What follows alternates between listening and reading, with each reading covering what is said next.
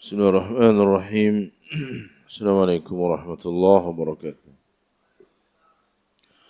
إن الحمد لله نحمده ونستعينه ونستغفره ونعوذ بالله من شرور أنفسنا وسيئات أعمالنا من يهده الله فلا مضل له ومن يضلل فلا هادي له أشهد أن لا إله إلا الله وحده لا شريك له وأشهد أن محمدا عبده ورسوله اللهم صل وسلم وبارك على عبدك ورسولك محمد وعلى آله وصحبه ومن استنى بسنته واقتفى أثره إلى يوم الدين أما بعد إخواني في الدين أعزني الله وإياكم Alhamdulillah pada malam hari ini kita kembali dipertemukan oleh Allah Subhanahu wa taala dan insyaallah kita akan melanjutkan kajian kita setelah beberapa saat kita libur di bulan Ramadan. Insyaallah pada malam hari ini kita akan kembali bersama-sama membaca satu risalah Manzumah Haiyah yang disyarah oleh Syekh Saleh bin Fauzan Al-Fauzan hafizahullah taala. Kita sampai pada perkataan Al-Imam As-Sijistani, perkataan beliau la'allaka tuflihu.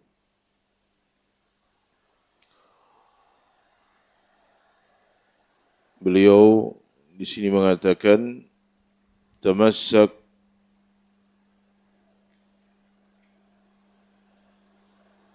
bihablillahi tamassak bihablillahi wattabi'il huda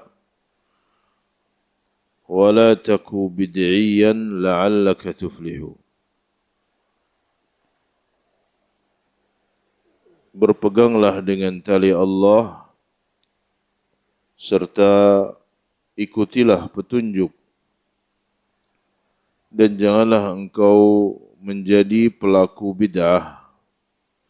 Semoga engkau mendapatkan kebahagiaan. Wa qaulun nazim, perkataan an-nazim Al-Imam Ibn Abi Dawud As-Sijistani, la'allaka tuflihu, yakni maksudnya adalah idza aradta al-falaha وهو السعادة في الدنيا والآخرة فتمسك بحبل الله واتبع الهدى. Artinya jika engkau menginginkan kebahagiaan, jika engkau ingin bahagia di dunia maupun di akhirat, maka berpeganglah dengan tali Allah. Peganglah erat-erat tali Allah. Wattabi'il huda, dan ikutilah petunjuk. Hablullah Islam. Hablullah Al-Quran dan hadis. Itu adalah tali Allah. Jika engkau menginginkan kebahagiaan, berpegang teguhlah dengan Al-Quran dan hadis. Wattabi'il huda, dan ikutilah petunjuk. Petunjuk dari Allah Tabaraka wa Ta'ala. petunjuk yang Allah jelaskan dalam Al-Quran maupun melalui lisan Nabi-Nya sallallahu alaihi wasallam. Hada huwa sabilul falah. Maka inilah jalan kebahagiaan. Wal falahu, dan al-falah, kebahagiaan, huwa kathratul khairi wa nailus sa'adah. Al-falah adalah banyaknya kebaikan dan mendapatkan kebahagiaan. Al-falah artinya kathratul khair, banyaknya kebaikan-kebaikan, dan al-falah adalah nailus sa'adah, menggapai kebahagiaan. Disebut dengan al-falah. Qala ta'ala, Allah berfirman dalam surat Al-Mu'minun, Qad aflahal mu'minun. Sungguh telah berbahagia orang-orang yang beriman. Alladzina hum fi salatihim khashi'un. Mereka orang yang khusyuk di dalam salatnya. Sampai kepada firman Allah, walladzina hum ala salatihim yuhafizun. Mereka orang-orang yang menjaga salatnya. Ulaika humul warithun. Merekalah orang-orang yang akan mewarisi. Alladzina yarithunal firdaus. Mereka yang mewarisi surga Firdaus. Hum fiha khalidun, dan mereka kekal di dalamnya. Fahadhihi hiya asbabul falah. Maka inilah sebab-sebab kebahagiaan. Sebab-sebab kebahagiaan. Dengan berpegang teguh kepada Al-Quran dan hadis dan mengikuti petunjuk Nabi Muhammad sallallahu alaihi wasallam. Fa idza kunta turidul falaha, jika engkau menginginkan kebahagiaan, fa'alaika bihadhil umuri thalathah, maka engkau harus melakukan 3 perkara ini. 3 perkara yang disebutkan oleh muallif rahimahullah. Pertama, tamassak bi kitabillah. Berpeganglah dengan kitabullah. Berpeganglah atau berpegang teguhlah dengan kitabullah, dengan Al-Quranul Karim.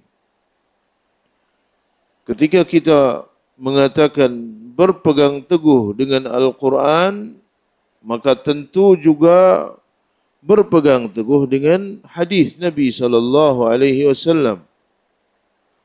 Karena Al-Quran memerintahkan kita untuk berpegang dengan hadis Nabi alaihi salatu wassalam. Memerintahkan kita untuk taat kepada Rasulullah sallallahu alaihi wasallam. Disebutkan dalam satu ayat, Allah berfirman, Ya ayyuhalladzina amanu ittaqullaha wa qulu qawlan sadida yuslih lakum a'malakum wa yaghfir lakum dhunubakum wa man yuti'illaha wa rasulahu faqad faza fawzan 'azima. Barang siapa yang taat kepada Allah dan Rasulnya, faqad faza fawzan 'azima. Sungguh dia telah berbahagia dengan kebahagiaan yang sangat besar. Maka itu perkara pertama di antara sebab yang bisa mendatangkan kebahagiaan. Tamassak bi kitabillah. Berpeganglah dengan kitabullah, Al-Quran. Wattabi'il huda. Kemudian ikutilah petunjuk. Al-huda ilmun nafi'. Al-huda adalah ilmun nafi', ilmu yang bermanfaat. Ikuti petunjuk Allah, petunjuk Rasulnya sallallahu alaihi wasallam. Dan Al-Quranul Karim hudan, petunjuk. Secara khusus hudan lil muttaqin, petunjuk bagi orang-orang yang bertakwa. Secara umum hudan linnas, petunjuk bagi manusia. Inna hadzal Qur'an yahdi lillati hiya aqwam. Maka Al-Quran adalah hidayah. Watajannab al-bid'ah. Kemudian yang ketiga, tinggalkan semua perkara-perkara bid'ah. Tinggalkan semua perkara-perkara bid'ah. Tinggalkan perkara-perkara baru dalam agama yang tidak pernah diajarkan oleh Nabi Muhammad sallallahu alaihi wasallam. فإن أخللت بواحدة من هذه الثلاث فإنك تخسر ولا تفلح أبدا. Jika engkau melanggar salah satu dari tiga ini, jika engkau melakukan kesalahan di dalam salah satu dari tiga ini, fa innaka takhsar, maka engkau akan rugi. Ketika seseorang tidak berpegang teguh dengan Al-Quran, pasti dia merugi. Ketika seseorang berpaling dari petunjuk Nabi sallallahu alaihi wasallam, pasti dia akan merugi. Ketika seseorang terjerumus ke dalam perbuatan-perbuatan bid'ah, dia akan merugi. Karena tidak bermanfaat apa yang dia lakukan. Wala tuflihu abadan. Engkau akan rugi dan engkau tidak akan mendapatkan kebahagiaan yang hakiki selamanya. Qala ta'ala, Allah berfirman, فَمَنْ ثَقُلَتْ مَوَازِينُهُ فَأُولَٰئِكَ هُمُ الْمُفْلِحُونَ. Maka siapa yang berat timbangan-timbangan kebaikannya, maka mereka orang-orang yang bahagia. وَمَنْ خَفَّتْ مَوَازِينُهُ. Dan siapa yang ringan timbangan-timbangan kebaikannya, فَأُولَٰئِكَ الَّذِينَ خَسِرُوا أَنفُسَهُمْ. Mereka adalah orang-orang yang telah merugikan dirinya. Dan beratnya timbangan kebaikan dengan tiga perkara ini. Dengan berpegang kepada Al-Quran, mengikuti petunjuk, mengamalkan Al-Quran dan Sunnah, dan meninggalkan perbuatan-perbuatan bid'ah. Maka timbangan kebaikan seseorang akan menjadi berat. Ketika timbangan kebaikannya berat, faulaika humul muflihun. Maka dia adalah orang-orang yang bahagia. Fadhiddul falahi huwal khasaru wal iyadzu billah. Lawan dari al-falah, kesuksesan, kebahagiaan, adalah al-khasaru, kerugian. Ketika seorang tidak sukses, maka dia akan merugi, wal-iyadzu billah. Walam yakhsarul amwala. Mereka tidak rugi dalam hal harta. Ya, ketika mereka tidak berpegang kepada Al-Quran, mereka enggan mengikuti hidayah, mereka terjerumus ke dalam perbuatan-perbuatan bid'ah, kita katakan mereka orang-orang yang merugi. Mereka adalah al-khasirun, alladzina khasiru anfusahum, yang merugikan diri mereka sendiri. Dan kerugian yang dia derita bukan kerugian materi. Kerugian materi ringan, ya. Tetapi yang rugi adalah diri mereka nanti di akhirat, di mana dia tidak punya kebaikan.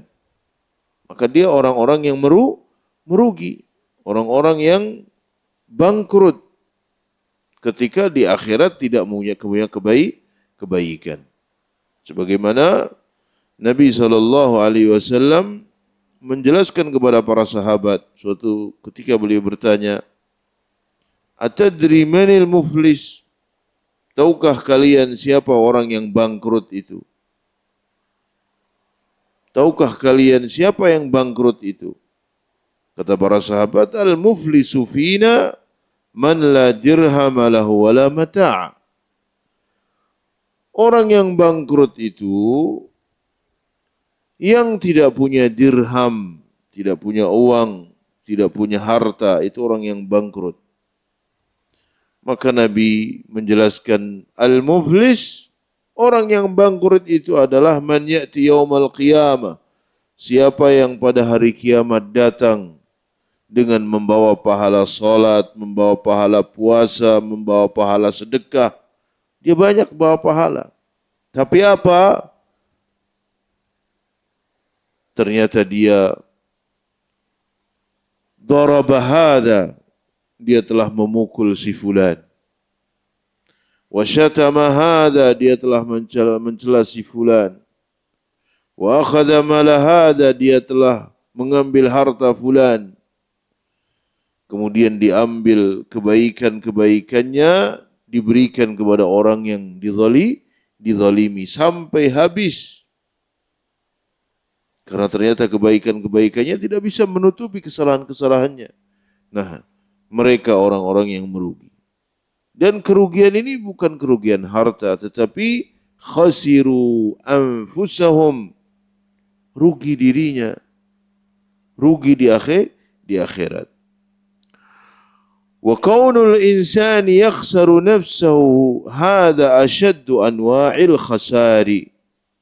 Ketika seseorang rugi dirinya, dia tidak punya kebaikan, maka ini adalah kerugian yang paling dahsyat, kerugian yang paling besar. Wal'iyadzu billah. Allah berfirman, "Qul innal khasirina alladhina khasiru anfusahum wa ahlihim yawmal qiyamah." Katakan wahai Muhammad, sesungguhnya orang-orang yang merugi, mereka adalah orang yang merugikan dirinya dan keluarganya pada hari kiamat. Dengan dia tidak punya kebaikan. Dia tidak punya sesuatu yang bisa membantunya di akhirat. Dia mau minta tolong sama siapa di akhirat? Minta tolong saudaranya, minta tolong temannya, tidak ada. Ya, karena keselamatan seseorang di akhirat itu semuanya adalah tanggung jawab masing-masing. Ketika dia tidak punya kebaikan-kebaikan, maka dia rugi. Ala dzalika huwal khusranul mubin. Ketahuilah itu adalah kerugian yang nyata.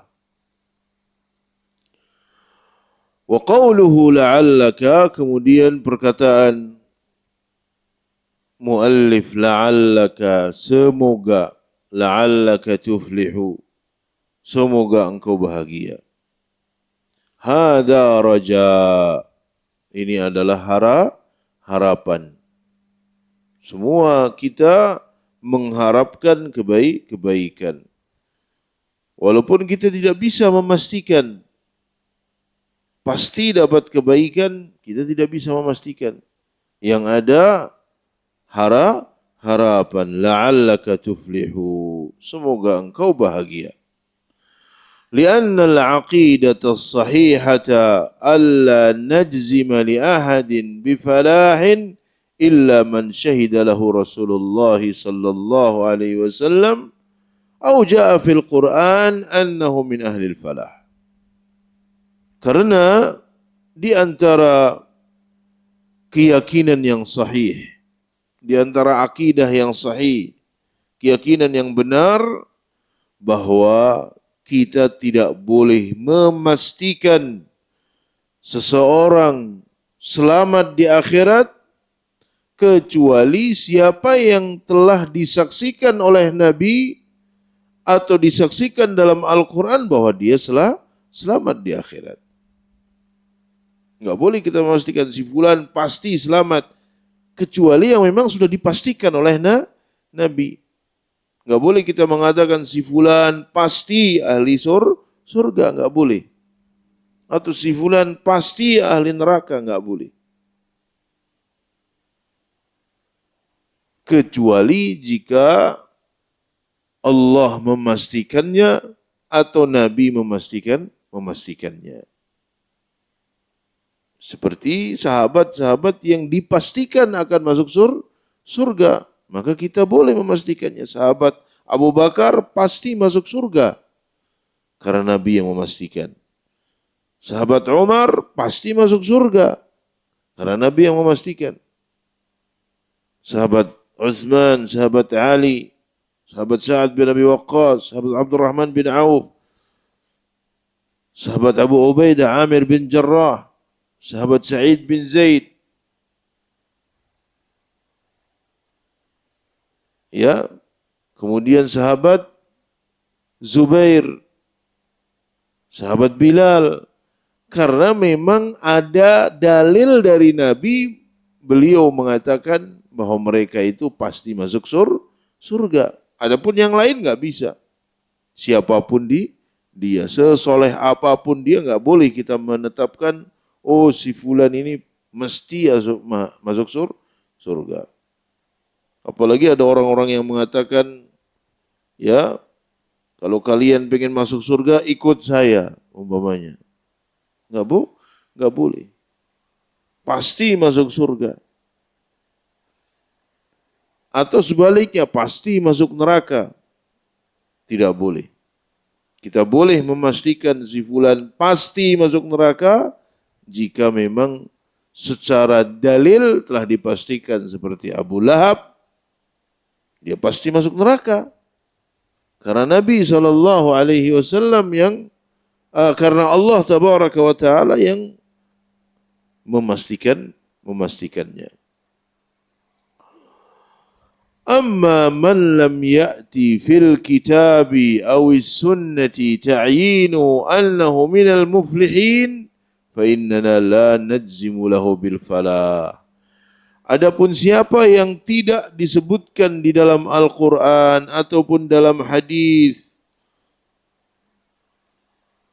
tidak ada kepastian bahwa dia termasuk orang-orang yang masuk surga, orang-orang yang bahagia, maka kita tidak boleh memastikannya. Tetapi apa? Walakin narju lil muhsin wa nakhafu 'alal musi. Tetapi kita berharap bahwa orang yang berbuat baik itu mendapatkan kebaikan dan kebahagiaan. Kita berharap, kita memiliki harapan seperti itu. Si fulan insya Allah umpamanya dia orang-orang yang bahagia. Si fulan insya Allah dia termasuk husnul khatimah. Tapi nggak boleh menentukan. Karena nggak ada yang tahu kecuali Allah Tabaraka wa Ta'ala. Walakin narju lil muhsin, tapi kita berharap orang yang muhsin berbuat kebaikan-kebaikan, harapannya dia menjadi penghuni surga. Wa nakhafu 'alal musi. Sedangkan orang yang berbuat keburukan-keburukan, kita khawatir dia akan masuk ke dalam neraka. Kita khawatir.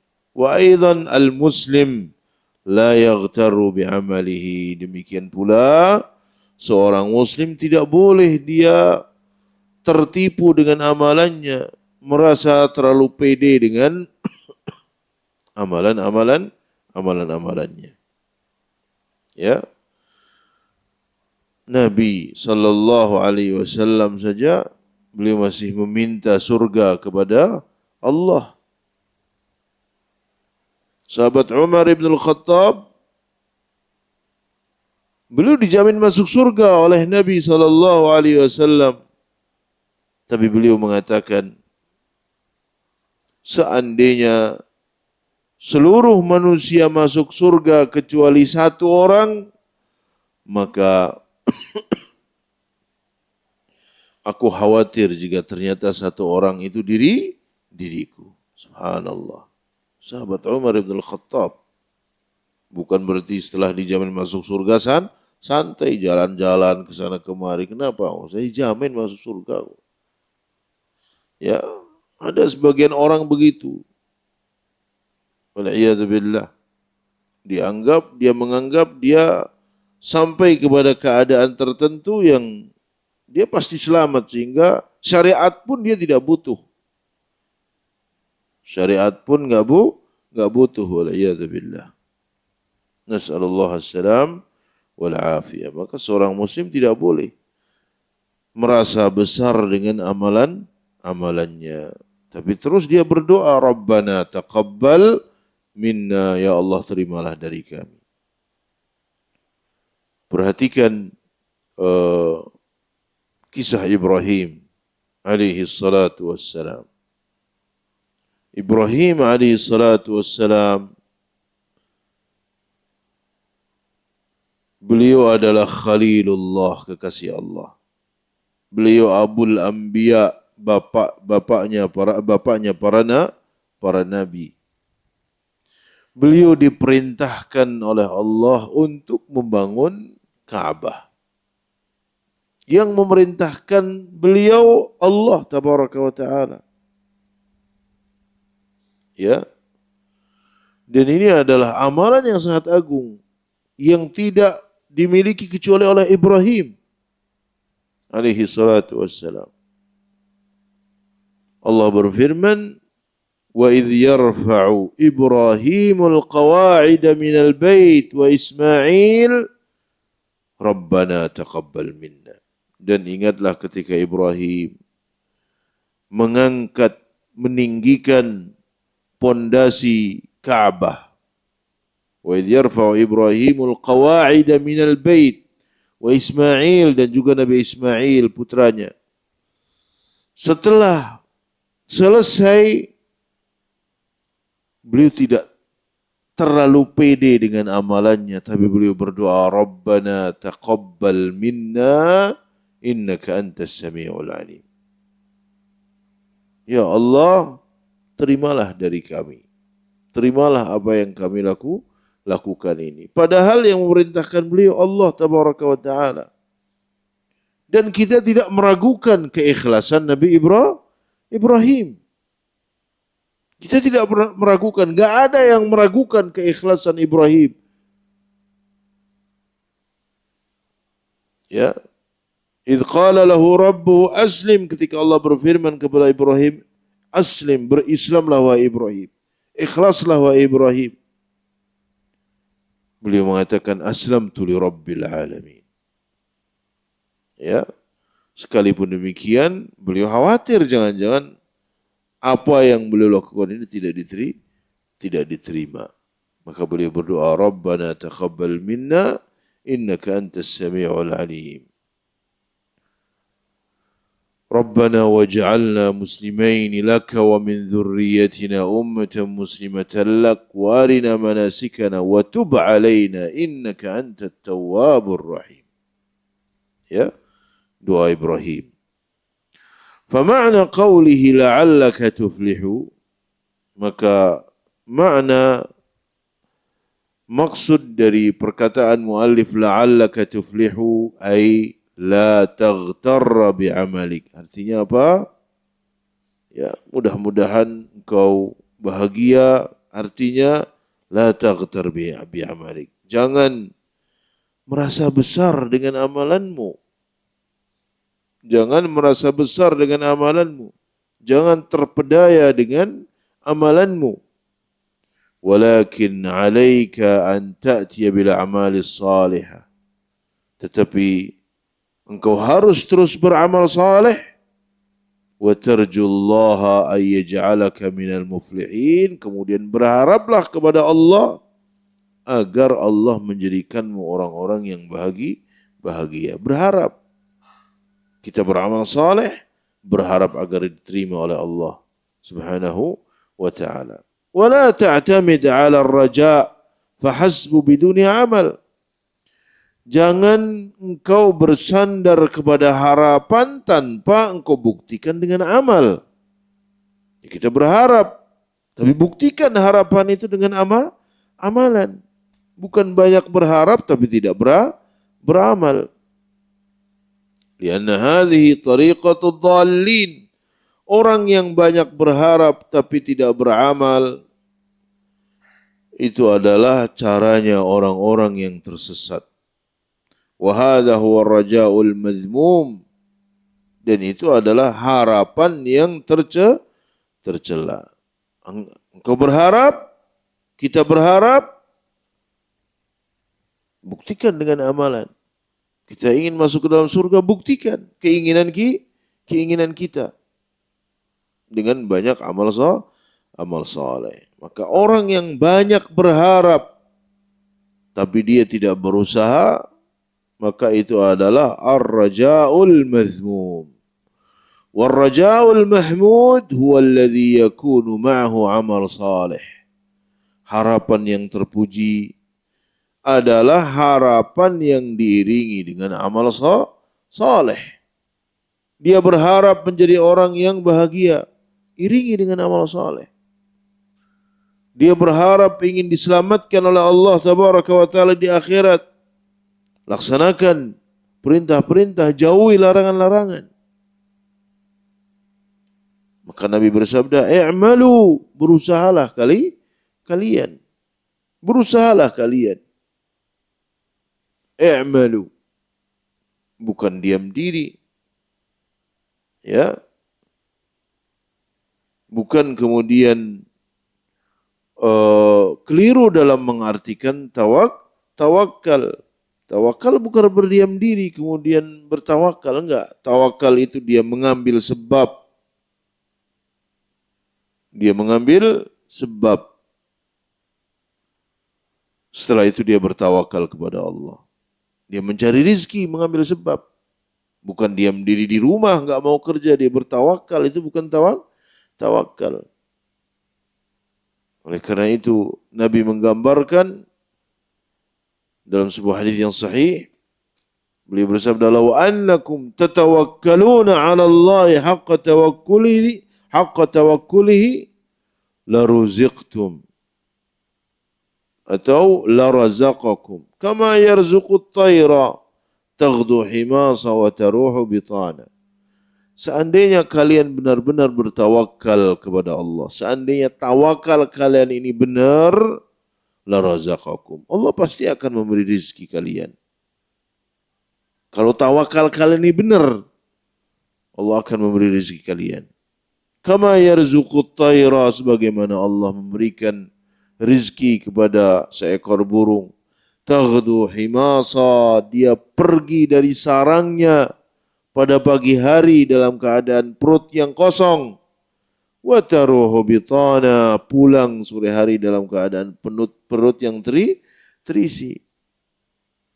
Burung ini bertawakal, bukan dia berada di dalam sarangnya enggak mau keluar. Tetapi taghdu himasa, pagi dia sudah terbang mencari apa yang bisa dia makan. Wa taruhu bitana, kembali dalam sore hari dalam keadaan perut yang terisi. Itulah tawakal. Dia mengambil sebab. Dia mengambil sebab keselamatan. Supaya dia selamat, dia mengambil sebab keselamatan. Dan itu tawakal. Nabi bertawakal kepada Allah. Dan beliau mengambil sebab. Sebelum berperang, beliau mempersiapkan diri, beliau memakai baju perang, beliau melindungi kepalanya dengan helm perang, padahal beliau seorang nabi. Tapi beliau mengambil sebab. Setelah itu bertawakal kepada Allah. Fata'malu sabab wa tarju minallah. Maka tawakal, ya, maka engkau mengambil sebab. Kemudian engkau berharap kepada Allah. Engkau beramal saleh. Kemudian berharaplah untuk agar Allah memasukkanmu ke dalam surga. Taib, tafadhal. Iya. Nabi SAW menjelaskan tentang orang yang muflis, bahwa orang yang bangkrut itu adalah orang yang membawa kebaikan-kebaikan, pahala-pahala amal di dunia, tapi ternyata dia suka menzalimi orang lain. Maka diambillah kebaikan-kebaikannya tersebut. Maka Nabi bersabda, fa in faniyat hasanatuhu, jika habis kebaikan-kebaikannya. Ya, jika habis kebaikannya. Maka ini tidak ada kontradiksinya dengan apa yang Anda sebutkan tentang pahala puasa. Karena Nabi mengatakan jika habis kebaikan-kebaikannya, maka akan diambil kesalahan-kesalahan orang yang terzalimi dan diberikan kepada orang yang menzalimi. Ya. Dan hadis-hadis seperti itu kita imani. Karena itu adalah apa yang nanti akan terjadi di akhirat. Maka kita beriman. Dan ini termasuk peringatan bagi orang-orang yang menzalimi orang lain. Bahwa perbuatan zalim itu zulumat yaumal qiyamah. Ittaquz zulma. Takutlah kalian dengan kezaliman. Fa inna zulma zulumat yaumal qiyamah. Karena kezaliman itu adalah kegelapan pada hari kiamat. Dan kezaliman di sini, ya, kezaliman yang berkaitan dengan orang lain. Karena zalim itu ada 3. Zulmun yughfar. Kezaliman yang diampunkan oleh Allah, yaitu kezaliman yang dilakukan oleh seseorang terhadap dirinya ketika dia berbuat dosa, maka dia telah menzalimi dirinya. Maka kezaliman ini yughfar, diampunkan oleh Allah. Bahkan sampai pun dosa besar. Seandainya seorang yang berbuat dosa besar tidak bertaubat, jika Allah berkehendak, Allah akan ampunkan. Jika Allah berkehendak, Allah akan bersihkan dia dengan siksaan. Setelah bersih, baru dimasukkan oleh Allah ke dalam surga. Itu adalah kezaliman yang pertama. Kezaliman yang kedua, zulmun la yughfar. Kezaliman yang tidak akan diampunkan oleh Allah. Yaitu kezaliman yang bentuknya perbuatan syirik. Ketika seseorang mati dalam keadaan syirik, gak bisa ditolong sama sekali. Khalidina finnar. Dia akan kekal di neraka. Khalidan abadan. Kekal selama-lamanya. Dan kezaliman yang ketiga, zulmun la yutrak. Kezaliman yang tidak akan dibiarkan, yaitu kezaliman antara seseorang dengan orang lain. Ini harus diselesaikan kezalimannya. Dia jika tidak cukup bertaubat, orang yang menzalimi orang lain, tidak cukup dia bertaubat kepada Allah. Dia harus berusaha istihlal, minta penghalalan dari orang yang dizalimi. Wallahu a'lam bishawab.